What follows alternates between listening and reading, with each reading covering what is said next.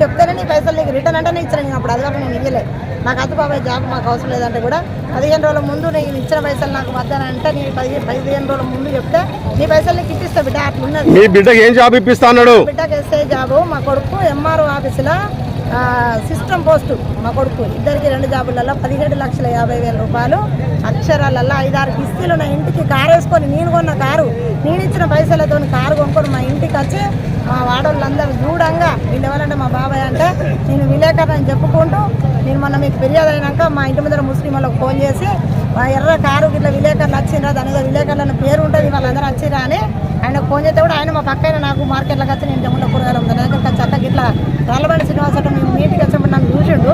నా నెంబర్ ఎట్లా దొరకవచ్చు కూడా నాకు ఫోన్ చేసిండు. ఆయన అంటే కూడా మరి ఎందుకు ఫోన్ చేసిండు, నేను ఏమిటికి విలేకరులతో ఇట్లా చెప్పినా అంటే అడగమన్నంటే ఏమో వట్టిగా నన్ను బ్లేమ్ చేస్తానంటే వట్టిగా నాకు ఏం పని లేదా చెప్పడానికి. నేను ఆయన మీద మరి మీరు అందరూ నన్ను మీ అందరి మీద నేను ఎందుకు ఇన్ఛార్జ్ తీసుకోవాలి, ఆయననే అట్లా అనవలసిన అవసరం నాకు ఎందుకు. 17,50,000 రూపాయలు 2016 నుంచి తీసుకొని నా బిడ్డ పెళ్ళి ఉన్నది బాబాయ్ సంబంధాలు చూస్తే కూడా ఎస్ఐ సంబంధం కూడా చూసిన అవసరం లేదు. మేము వర్లలో మాకు చుట్టమే ఆయన ఎస్ఐ సంబంధం చూస్తానే 2016 బేస్ బ్యాచ్ వాడు ఎస్ఐ కాదు అంటాడు. ఏ సంబంధానికి కూడా నువ్వు రాబాబే పోదామన్నా కానీ నా దగ్గర నువ్వు ఇచ్చిన పైసలతోనే నేను పెళ్లి చేస్తా బాబాయ్. నాకు జాబ్ వద్దంటే కూడా వాడు వేస్ట్ కాడే వీడు వేస్ట్ కాడే ఏది అన్ని వేస్ట్ బిడ్డ అవన్నీ కాదు. నీ బిడ్డకు జాబ్ కంపల్సరీ అవుతుంది.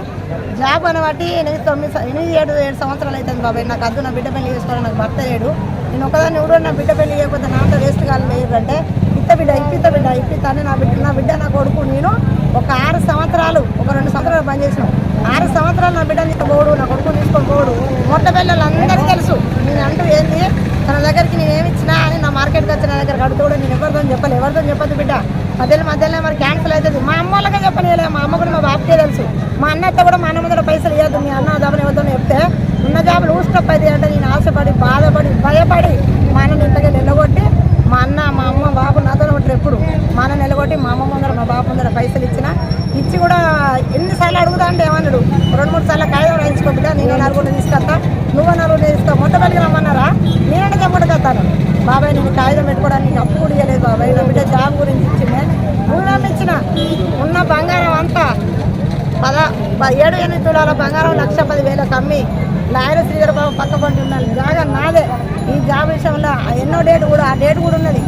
2011లో నేను 8,60,000 పెట్టుకున్న జాగాను నేను పైసలు ఇచ్చేటప్పుడు 6,40,000 అమ్మిన, బంగారం అమ్మిన, మా భూమి మొత్తం అమ్మిన. ఎందుకు ఇచ్చినావు? జాబ్ విషయంలో ఏమైంది బిడ్డ కానీ ఫస్ట్ జాబు ఎస్ఐ జాబ్ గురించి ఫస్ట్ బ్యాచ్నే పోతుంది. ఫస్ట్ బ్యాచ్నే పోతుంది అంటే ఆశపడి ఎస్ఐ జాబ్ ఇప్పిస్తానడా? ఎస్ఐ జాబ్ నేనే రోడ్డు పడ్డా. నా బిడ్డ నా పిల్లలు నా లెక్క కావద్దని బంగారం ఇల్లు ప్రతి ఒక్కటి అన్ని ఇచ్చినాక ఏమైంది బాబు అంటే అడుగుతానని 2,50,000 పక్క పంటల దగ్గర అప్పు తీసుకొని ఇచ్చి వాళ్ళ చిన్న కొడుకుని దోలిండు. మాదా బాటిలు 1 దినాలకు బొచ్చడు అన్ని బోందులు గీందులు అన్ని పంపి పైసలు ఇస్తే మీద రేపులు వేసుకున్నాడు. ఆ తెల్లారి మన్నాడే కొడుకు ల్యాప్టాప్ తెప్పించుండు. మళ్ళీ తెల్లారి మన్నాడే వాళ్ళ అవ్వ మిండేది మన పిల్లలు మిండేది అన్నట్టుగా 20-30 ఇంచుల టీవీ తెచ్చుకున్నాడు. ఇన్ని రోజులు బట్టి వాళ్ళు అంజడుకుని ఒక్క మాట కూడా అనలే. నేను ఇప్పుడు అంటాను ఇన్ని సంవత్సరాలు బట్టి బాబాయ్ అని కూడా అన్నా. మన జమ్ములో ఇక్కడ ఎస్ఐ గారు ఫిర్యాదు అయితే ఫస్ట్ పెడతా చేస్తా అన్నాడు. ఎస్ఐ గారు అన్నాడు కదా నా ఫలితంలో నువ్వు లేవమ్మా జమ్ములు ఉన్నావు, నువ్వు అక్కడనే పెట్టుకుంటా. నేను అక్కడ వినిపిస్తే ఎవరినో విలేకరు గారట వాడిని వీడిని చెప్పు పట్టుతా అంట లంజోడుకులను.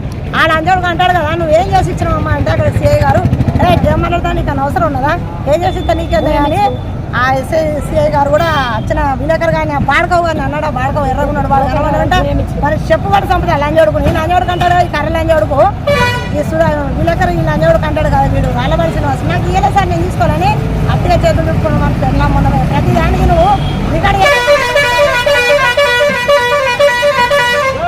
కాగితం రాసిస్తా అంటే నేనే వద్దాను. రెండోది నువ్వు రికార్డు చేస్తాను బిడ్డ అంటే ఇక నేను 2022లో నాకు ఆపరేషన్ ఇంట్లో ఉన్న ఏమైంది బాబాయ్ అంటే పోతే బిడ్డ వాని గురించే తెల్లడిచి వదవద్దాను అంటే 15,000 కావాలంటే నా కొడుకుతో కొట్టించుడు, 20,000 కావాలంటే నా కొడుకుతో కొట్టి కొట్టించిన పైసలు వాడు హైదరాబాద్లో కారు పట్టుకొని జల్దాలు చేసుడు. మన అబ్బాయి మిండే మన పెళ్ళాం మిండేది ఉన్నారు. మన పెళ్ళాన్ని మన దగ్గర వంద పెట్టడానికి ఇన్ని రోజులు ఒక మాట అంటే నా కడుపు మండుతుంది లంచోడు చేయబట్టి నేను ఇద్దరు రోగాలతో అనుకోసం పడదాను. మొత్తం సీట్ అయిపోయి నేను మన కడుపు కాల మన పెళ్ళాం మనమయ్యా మాటికి నువ్వు రికార్డు చేస్తాను అంటే నా సెల్ చిన్నది బాబాయ్ నేను రికార్డు చేస్తాను అంటే నా బిడ్డ నా కొడుకుతో చెప్పితే కూడా నా వాళ్ళ చాటింగ్ లేకపోతే వాళ్ళతో ఏం పని చేస్తావు అమ్మా? ఏం పని చేస్తావు నువ్వు? కన్నపల్లి కానీ కూరగాయలు జమ్ములో అమ్ముకుంటా. అమ్మా కూరగాయలు అమ్ముతావా? అయితే అన్నాడు కదా అని నేను ఫ్యాన్ వేసుకొని నా ఫోన్తో మాట్లాడుకుంటూ నా బిడ్డ ఫోన్ పక్క పెట్టి మొత్తం రికార్డ్ చేసిన. రికార్డుతో 3-4 సీడీలు ఉన్నాయి. అక్కడ సిఐ గారు విన్నాడు, ఇక్కడ ఎస్ఐ గారు విన్నాడు.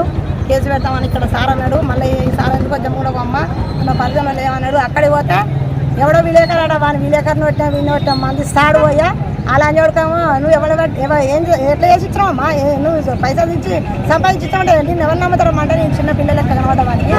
సిఐ గారు ఎమ్మడే అందుకున్నాడు. అందుకునే ఏమన్నా తలతో పనిచేస్తలేదు, ఏం చేసి ఇస్తే నీకేంద్ర అని సిఐ గారు అనగానే నేను ఏం మాట్లాడలేదు. వీళ్ళు లంజోడుకు అంటాడు కానీ నల్లమొక్క లంజోడుకు ఏమంటాడంటే నాకు ఇయ్యలేదు సార్, నేను తీసుకోలే అంటే మనం తీసుకొని ఇట్లా రికార్డు ఎందుకు, రికార్డు కూడా మా ముందు వినిపిస్తాను అంటే మొట్ల పెళ్ళి వాళ్ళు నాకు గిట్టని వాళ్ళు ఈమె దగ్గరికి వచ్చి మనం తీసుకొచ్చి నా మీద అకారణంగా ఇట్లా చేపిస్తాను సార్ కేసులు వాటిల్లో పెట్టిస్తానంటే నువ్వే దొరికినావు బాబాయ్. అప్పటి కూడా వాడిని బాబాయ్ అని కూడా అన్నా, నువ్వే దొరికినావు బాబాయ్, నాకు ఎవరు దొరకలేదు అన్న. మరి మా ఊళ్ళో లేరా అని అకారణంగా నేను వేరే వాళ్ళ మీద అవాండాలు వేసి పైసలు తీసుకున్న దాని లెక్క అంటే నువ్వే దొరికినావు బాబాయ్ అని నేను అన్న. అనగానే సార్ ఉండి సరే అమ్మా అని ఇవ్వలేదు అన్నాడు, నువ్వు ఇచ్చినాను కోర్టులో తీసుకో అన్నాడు. మాకు సాధన అయితే చేసుకుంటాం, లేకపోతే లేదు. అవి బాకీ ఉంటే వస్తాయి, ఎట్లా రావన్నా గట్ల గట్ల వస్తాయి చూద్దామని సపరేట్గా వచ్చినా. మౌలపల్లి ఎమ్మెల్యే సార్ వచ్చిందంటే అడిగి వచ్చినాము. సరే ఇక ఆ సార్ అన్న సార్ దేవాలనన్నా మీ దేవాలనన్నా మా బాధ చూసి మా బాధను కనుకరించి ఇచ్చిస్తారని వచ్చినాం. ఆ సార్కు ఒకటి లెటర్ పెట్టినాం. ఇక దేవుడి దేవాలయం ఎట్లయితుందో చెప్పలేము.